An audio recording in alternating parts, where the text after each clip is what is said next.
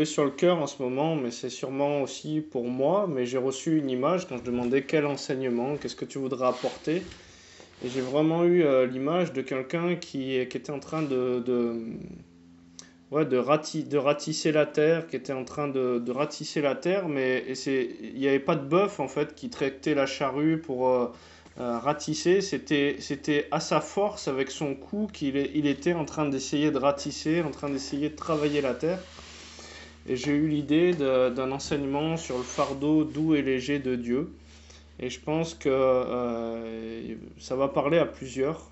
Ça me parle à moi aussi en premier lieu, hein, mais je pense que voilà, il y a des clés à saisir sur le fait de rentrer dans le repos de Dieu. Donc le repos de Dieu, en grec, anaposis, une interruption, cessation de travail ou d'affaires, une relâche, un repos, une récréation. Donc c'est intéressant que dans l'idée de repos, il y a aussi l'idée de récréation. Quand vous dites aux enfants reposez-vous, il y a aussi une idée d'amusement, il y a aussi l'idée de quelque chose de cool qui se passe derrière. En gros, fais-toi plaisir, qu'est-ce que tu voudrais faire hors du labeur? Et il y a des gens qui me disent oui, mais je fais rien, à un moment je suis assez reposé. Oui, mais est-ce que tu es rentré dans le repos de la récréation? Est-ce que tu t'es fait plaisir dans ce temps de repos ou est-ce que ça a été un temps de repos forcé où finalement tu es resté en tension dans ta tête et tu n'as jamais lâché la pression? Et quand Dieu nous appelle dans ce repos, c'est un repos récréatif. En tout cas pour le grec. C'est même plus profond en hébreu, mais je vais déjà vous citer quelques passages. Matthieu 11, verset 29. Prenez mon joug sur vous et recevez mes instructions, car je suis doux et humble de cœur, et vous trouverez du repos pour vos âmes, car mon joug est doux et mon fardeau léger. On a vu que l'ancienne alliance était une ombre des choses à venir. On a vu qu'il y avait comme une loi extérieure qui disait tu dois te reposer, alors que la grâce c'est tu peux rentrer dans mon repos. Et c'est pas tu dois comme un jour spécifique. Si je suis malade le lundi, je vais pas attendre le samedi pour me reposer, puisque cette loi elle peut ne pas produire la vie selon la situation.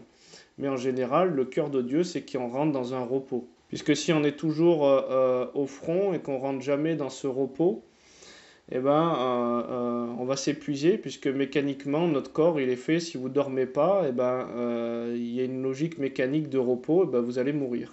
Même des personnes, il y a eu des études, je crois, qui dorment moins de 6 heures par nuit sur des longues périodes, eh ben, ça fait des dégâts quand même au niveau cérébral et ça fait comme des sortes de traumatismes crâniens. Donc Dieu il nous a appelés au repos. Hébreux 4, versets 9 à 11.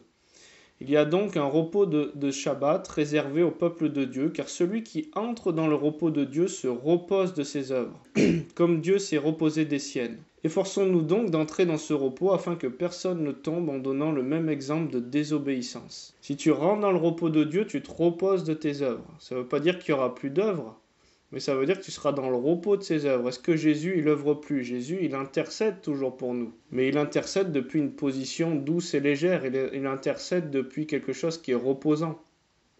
Ça vous arrive jamais de faire une activité et pour vous, cette activité, elle n'est pas du tout une contrainte, elle n'est pas du tout un fardeau, vous pourriez faire ça tout le temps. Et bien quand on est à la bonne place et quand on sait qui on est, et ben on peut rentrer dans ce fardeau doux et léger. On peut rentrer dans ce repos. Christ est notre Shabbat. En lui est le mouvement et l'être. En lui est la direction pour notre repos et les temps de repos, les temps pour se faire plaisir, c'est lui qui va rythmer les choses. Apocalypse 14, verset 13.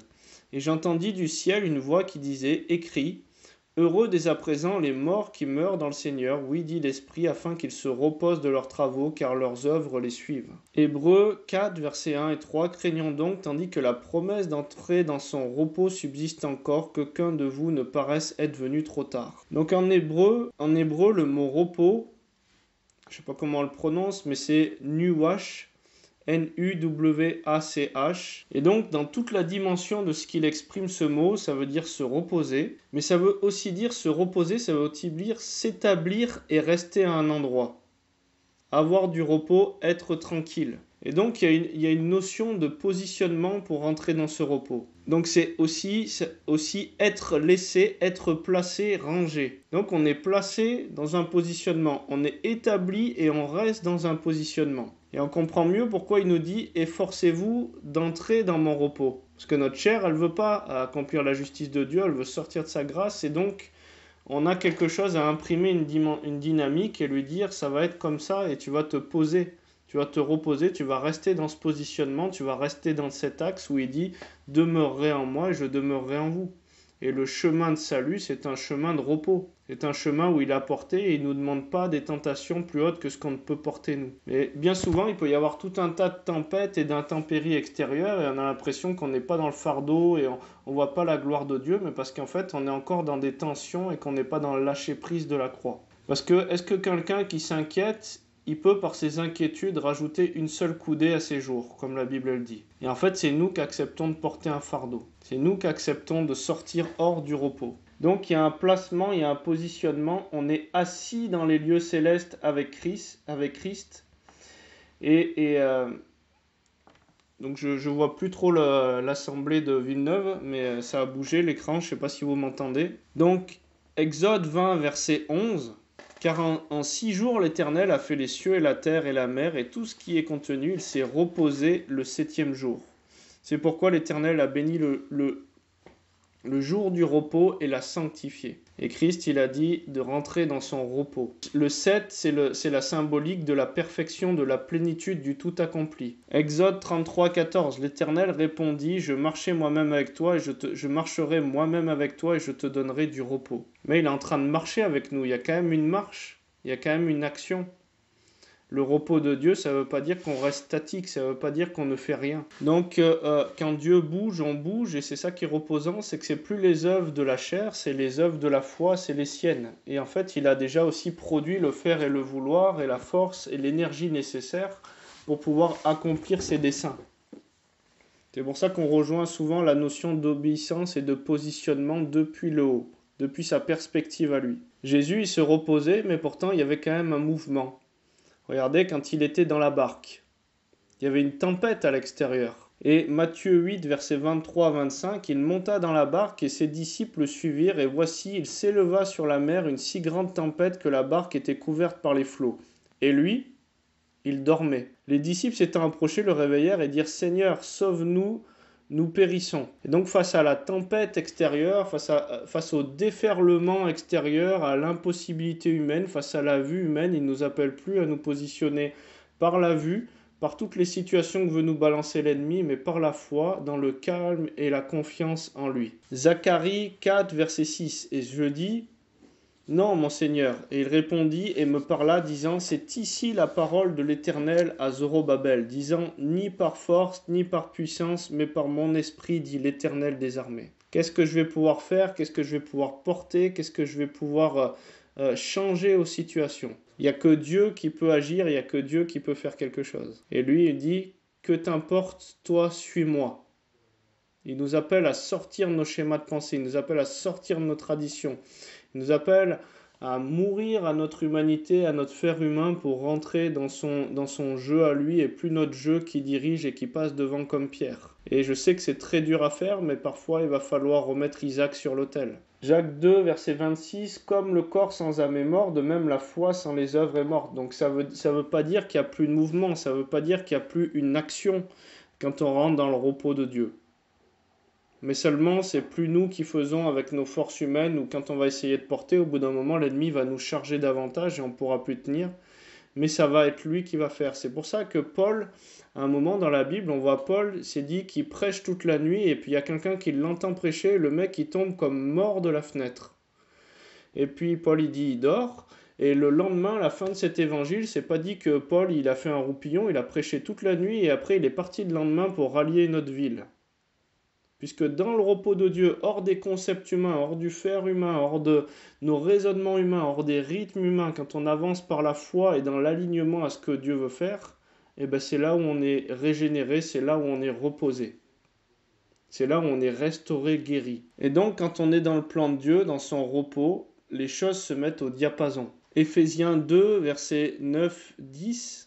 Ce n'est point par les œuvres afin que personne ne se glorifie, donc c'est pas ma chair qui va accomplir la justice de Dieu, car nous sommes son ouvrage ayant été créé en Jésus-Christ pour de bonnes œuvres que Dieu, donc pas je, mais lui, que Dieu a préparé d'avance afin que nous les pratiquions. Et quand on met le pied où il a mis le pied, eh ben c'est facile, on marche moins dans les ronces, on se prend moins de murs, puisque c'est lui qui fraye le chemin, c'est lui qui déblaye le chemin, c'est lui qui, face à l'impossibilité, alors qu'on est pressé par l'armée égyptienne et qu'on se retrouve face à un mur devant nous et qu'on est de plus en plus pressé, oppressé, eh ben c'est là que sa gloire à lui, quand on est faible, sa force à lui se révèle. Lui, il nous demande juste d'aller, il ne nous demande pas de nous inquiéter des circonstances, des temps et des saisons. Et si tu es dans une situation d'oppression terrible, eh ben, moi je le vois aujourd'hui, j'ai été dans des situations d'oppression terrible et aujourd'hui je suis encore dans des situations d'oppression terrible, eh ben, je loue Dieu de tout ce que ça va produire comme assise nouvelle. Je loue Dieu du fruit de sa grâce et de toute la percée et de toute la prise de conscience et de tout ce qui va émerger de tout ça, puisque tout concourt au bien de ceux qui aiment Dieu, assis dans son repos, assis dans sa perspective à lui. Et pour en arriver là, eh ben, il faut mourir. Il faut mourir à son jeu qu'il veut faire. La nature humaine, elle est pétrie par notre fer, puisque le diable, on l'a vu, dans Éden, il a dit « si tu fais, tu seras ». Alors qu'ils étaient déjà. Il leur a mis un joug de fer pour pouvoir être, alors que Dieu avait engendré l'homme et la femme à son image. Il avait déjà engendré des dieux. Les chiens n'engendrent pas des chats. Il dit, la création soupire après la révélation des fils de Dieu. Jésus a dit, n'est-il pas écrit dans votre loi, vous êtes des dieux. Et donc, les bases de la chair, de cette puissance qui tient la chair, c'est le fer. C'est le mérite humain. Et on n'est plus positionné dans l'être. On manque le but. On n'est plus assis dans le repos. On n'est plus au pied du Seigneur. On s'agite pour tout un tas de choses, pensant bien faire. Et on n'est pas dans l'axe de Dieu. Donc Dieu nous appelle à rentrer dans un Shabbat éternel. Ésaïe 30, verset 15. Car ainsi a parlé le Seigneur l'Éternel, le Saint d'Israël, c'est dans la tranquillité et le repos que sera votre salut. C'est dans le calme et la confiance que sera votre force, mais vous ne l'avez pas voulu. Le calme et la confiance, il y a une force, il y a un positionnement, il y a un axe. Quand on arrête de mettre du bois sur un feu, il s'éteint. Quand l'ennemi arrête de nous faire sortir d'un axe d'agitation pour qu'on soit positionné dans sa grâce en lui, il y a déjà des puissances qui cessent d'arrêter de nous titiller. Matthieu 6, versets 26-27. Et il faut vraiment que le méditer, parce qu'il faut que ça descende au fond du cœur, il faut que ça devienne un réma. C'est pas juste quelque chose qu'on doit lire en surface. Et le temps que ça devienne un réma, la Bible elle dit cherchez et vous trouverez. Est-ce que je cherche le réma derrière un verset ? Est-ce que je cherche que ça s'incarne? Est-ce que je cherche la révélation? Regardez les oiseaux du ciel, ils ne sèment ni ne moissonnent, ils n'amassent rien dans les greniers, votre Père céleste les nourrit, ne valez-vous pas beaucoup plus qu'eux? Et Dieu, il va nous demander des fois de sortir de cette zone de confort où on essaye d'amasser, on essaye de faire pour se sécuriser.